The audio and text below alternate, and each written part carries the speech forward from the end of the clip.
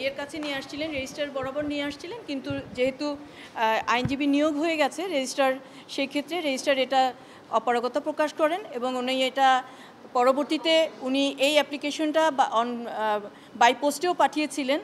তো আজকে on behalf of him, অর্থাৎ আমি জেডাই খান পান্নার পক্ষে ওনার এই অ্যাপ্লিকেশনটা জাস্ট পুট ইন করেছিলাম কোর্টে এবং কোর্টকে জানিয়েছিলাম ওনার ডিজায়ারটা কী।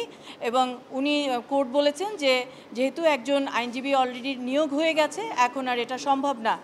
এবং কোর্ট আরও যেটা বলেছেন যে যেহেতু এটা আর সময় নেই, অন্য কোনো মামলায় যদি দরকার হয় উনি আসতে পারেন, উনি ওনার যদি বায়োডাটা উনি সাবমিট করেন উনি আসতে পারেন। কোর্টের বক্তব্য ছিল এটাই। এবং শেষে যেটা আমি ওনার পক্ষে থেকে ওনার আর একটি মেসেজ ছিল যে কোর্ট যদি ওনাকে ডিফেন্স লয়ার হিসেবে নিয়োগ নাও দেন সাবেক মাননীয় প্রধানমন্ত্রীর জন্য, ওনাকে যেন অ্যাসিস্ট করার জন্য একটি অনুমতি দেওয়া হয়।